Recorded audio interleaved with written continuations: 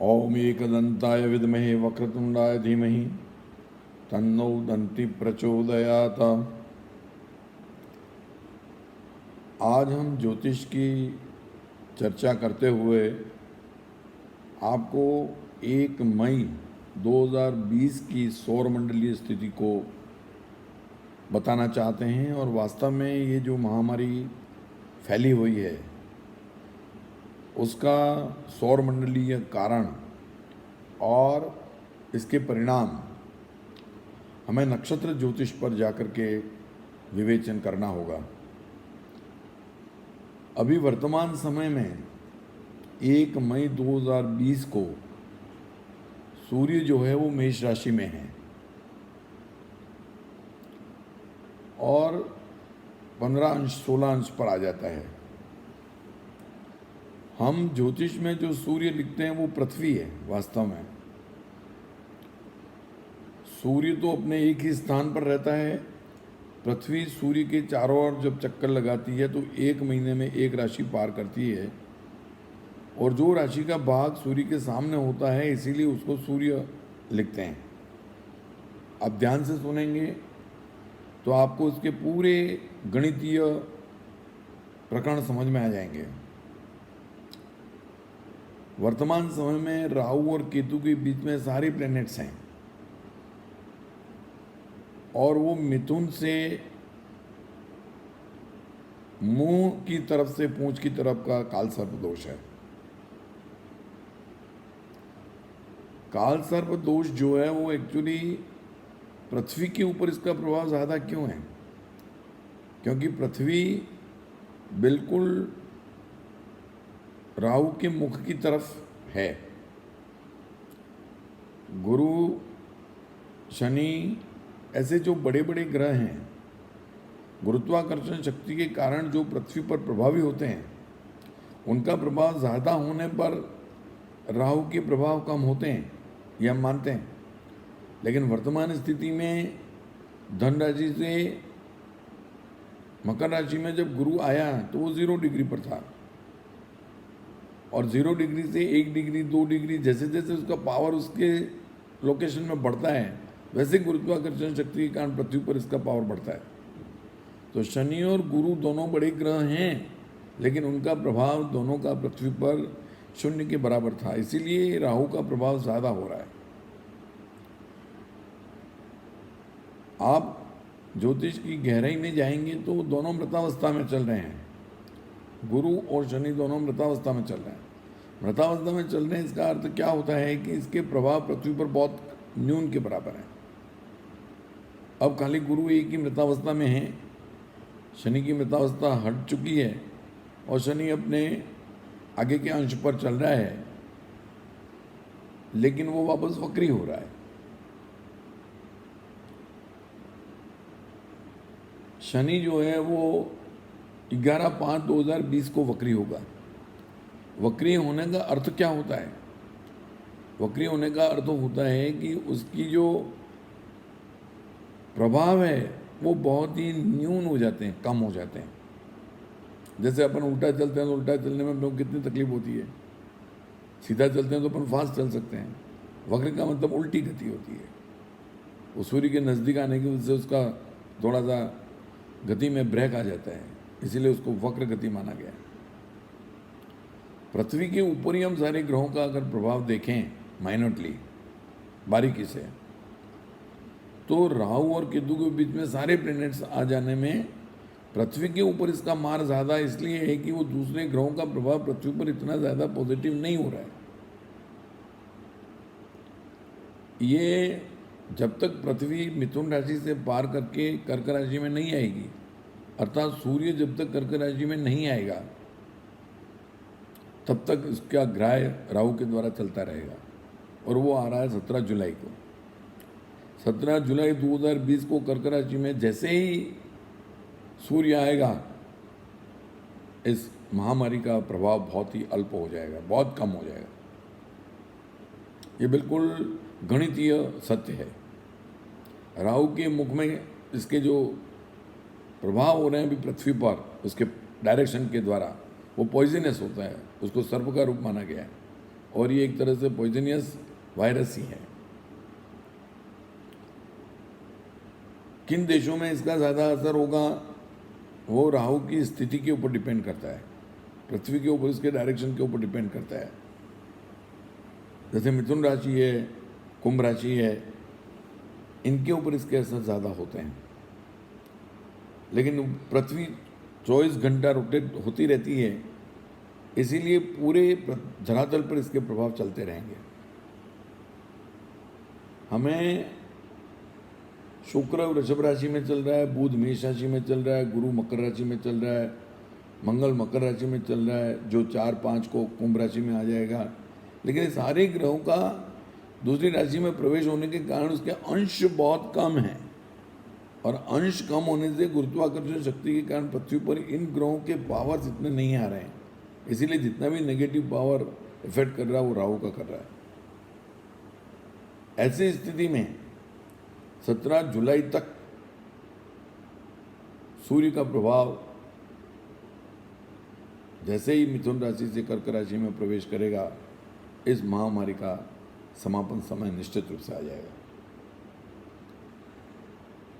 इस कालसर्प दोष की गणना अलग प्रकार से की गई है अन्य कालसर्प दोष की वजह से, क्योंकि यह आराधना नक्षत्र पर जब राहु चल रहा है उस समय इसका पावर बहुत ज़्यादा होता है, उसकी नेगेटिव इफेक्ट बहुत ज़्यादा होती है। हमारे ज्योतिष के अंदर नक्षत्र ज्योतिष पर विशेष हम ध्यान देते हैं। नक्षत्र ज्योतिष में क्या होता है, हर नक्षत्र पर प्रभाव बदल जाते हैं। अब आर्द्रा से वो आगे नहीं, पुनर्वसु में नहीं जाएगा, आर्द्रा से वो मृगशीर्ष में आएगा, उल्टा चलता है वो राहु। जैसे ही वो मृगशीर्ष पर आता है उसकी पावर और उसकी प्रभाव पृथ्वी पर थोड़ा कम हो जाएगा। इसीलिए दोनों चीज़ें एक साथ होने जा रही हैं।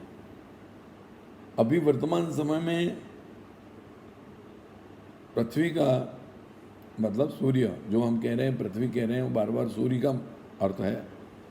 उसमें जब जब भी पृथ्वी के ऊपर चंद्र का 2.25 दिन में प्रभाव होता है, वो मिथुन राशि में आएगा चंद्र, उस समय ये ज़्यादा फैलता है।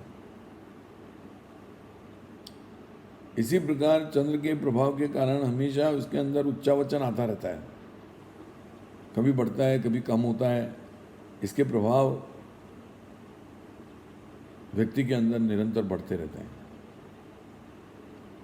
हमें ये बात तो जानकारी मिल गई कि ये कालसर्प दोष की वजह से हमारा पृथ्वी के ऊपर इस महामारी का फैलाव हुआ है, और हमें इसमें आध्यात्मिक शक्ति क्या कहती है। मनुष्य के अंदर उसके जन्म से ही जो ग्रहों का जो एक पावर होता है, शक्ति होती है, वो सब में भिन्न भिन्न होती है, हर व्यक्ति में भिन्न भिन्न होती है। और इसका प्रभाव निरंतर चलने वाले, अभी वर्तमान चलने वाले ग्रहों का प्रभाव बदलता रहता है। किसी के ऊपर इसके पॉजिटिव इफेक्ट आते हैं, किसी के ऊपर इसके नेगेटिव इफेक्ट आते हैं। उसके बर्थ के टाइम पर जो ग्रह उसके पास हैं, जो पूंजी है, वो अभी इस समय इसको कितना सपोर्ट कर रही है, उसको कितना नेगेटिव इफेक्ट कर रही है, इसके ऊपर उसके प्रभाव होते हैं। अगर मान लीजिए उसके जन्म के समय नेगेटिव प्रभाव है और राहु भी नेगेटिव है, अभी चल रहा है रनिंग में, तो उसकी मृत्यु निश्चित हो जाती है। अदरवाइज अगर इसके ग्रहों का बेसिक अच्छा प्रभाव शरीर में है और वर्तमान में इसके नेगेटिव इफेक्ट कम होते हैं, तो वो इससे बच जाएगा। उसमें हमारे विशेष करके ज्योतिष फलादेश फल दीपिका, जिसमें ये कहा गया है कि कोई भी ग्रह जब नेगेटिव इफेक्ट करता है किसी व्यक्ति के ऊपर या किसी देश के ऊपर या धरातल के ऊपर, उस समय उसके देवता का पूजन करना चाहिए। जो नक्षत्र जिसके ऊपर ग्रह चलता है उसके देवता का पूजन करने से हमें उसका प्रभाव तुरंत ही अच्छा मिलता है। आराधना नक्षत्र का स्वामी जो है वो शिव है, और शिव आराधना करने से इसके प्रभाव बिल्कुल शून्य हो जाता है, ये बिल्कुल निश्चित बात है।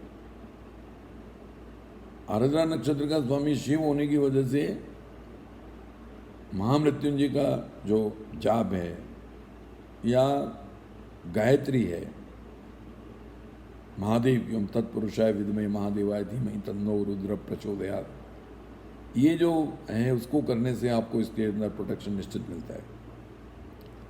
कई बार लोग इस बात को मानते नहीं हैं कि मंत्र बोलने से अथवा कोई पूजा करने से इसके क्या प्रभाव होते हैं, लेकिन एक व्यक्ति जैसे ही अपनी वाणी से बोलता है और आपको इतना प्रभावित कर देता है उस समय कि आप उसके अधीन हो जाते हैं। बड़े बड़े राजनेता हैं, बड़े बड़े गुरु हैं, बड़े बड़े संत हैं, उनकी वाणी को सुन के ही तो आप इतने प्रभावित होते हैं। और वो वाणी जो है वो अदृश्य है, वो दिखती नहीं है, लेकिन आपको प्रभावित ज़रूर करती है। उसी तरह से सौरमंडल में आप जैसे ही मंत्र बोलते हैं, वो मंत्र तुरंत ही उस सर्वशक्ति के पास जाता है और वो तुरंत ही वापस उसका प्रतिफल लेकर के आता है। लेकिन वो वापस जब आता है उस समय वो आपका भाव देखता है। जितना आप डिवोटी हैं, जितना आप भाव से करेंगे, उतना ही प्रतिफल, उसका परसेंटेज उसको आपको ज़्यादा मिलेगा। आपकी एकाग्रता, आपके अंदर उस मंत्र के प्रति विश्वास, उसकी दृढ़ आस्था उसके अंदर है तो निश्चित रूप से वो आपको प्रोटेक्ट करता है। ये हमारे अनुभव है कि ऋषि मुनियों ने अपनी आयुष्य भी बढ़ाई थी उस जमाने में, जब वो इतने उच्च स्तर के सारे नियमों, यमों, योग, साधना को जानते थे। हनुमान जी का छोटा से छोटा रूप होना, बड़े से बड़े रूप का होना, एकदम हल्का हो जाना, एकदम भारी हो जाना, ये सारे योग हैं। ये झूठ नहीं है, कोई काल्पनिक बातें नहीं हैं। ये सारे हमारे जितने भी वेदों में लिखा हुआ है उसके अंदर सारी क्रियाएं मंत्र के माध्यम से होती हैं। जगत सर्वदेवता दीना मंत्राधीनश्च देवता ते मंत्रा ब्राह्मणाधीना तस्मात् ब्राह्मण देवता। आज वेदों में जो मंत्र लिखे हुए हैं, अगर वो उसको सही तरीके से शैक्षिक प्रक्रिया में लाया जाए जो मानव उपयोगी हैं, तो निश्चित रूप से मानव अच्छे संस्कार और अच्छे कार्य करने में प्रेरणा निश्चित प्राप्त करेगा।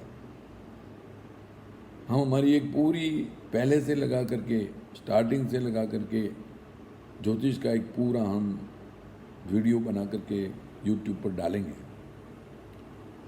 क्योंकि आधा ज्ञान हमेशा व्यक्ति के लिए फलदायी नहीं होता है। जब तक आप उसको वैज्ञानिक तथ्यों के आधार पर, जब तक आप उसको तर्कों के आधार पर किसी व्यक्ति को नहीं सिखाएंगे, क्योंकि ये बहुत गहन अध्ययन है, ये छोटा अध्ययन नहीं है। ऊपर से देख करके अपन आप ग्रहों को बता देंगे तो इससे कुछ भी प्रतिफल आपको प्राप्त नहीं होगा। आज वर्तमान स्थिति में हम 1/5/2020 की बात कर रहे हैं। आज तारीख हो गई है 17, 18, 12-13 दिन के बाद की हमने धरातल स्थिति को बताया है। और 17 जुलाई को जैसे ही मिथुन राशि से हट करके कर्क राशि में आ जाएगा सूर्य, उस समय इस कोरोना वायरस का प्रभाव पृथ्वी के ऊपर से निश्चित रूप से कम हो जाएगा। लेकिन यहाँ हम एक बात और कहना चाह रहे हैं, जैसे ही मिथुन राशि में सूर्य का प्रवेश होगा,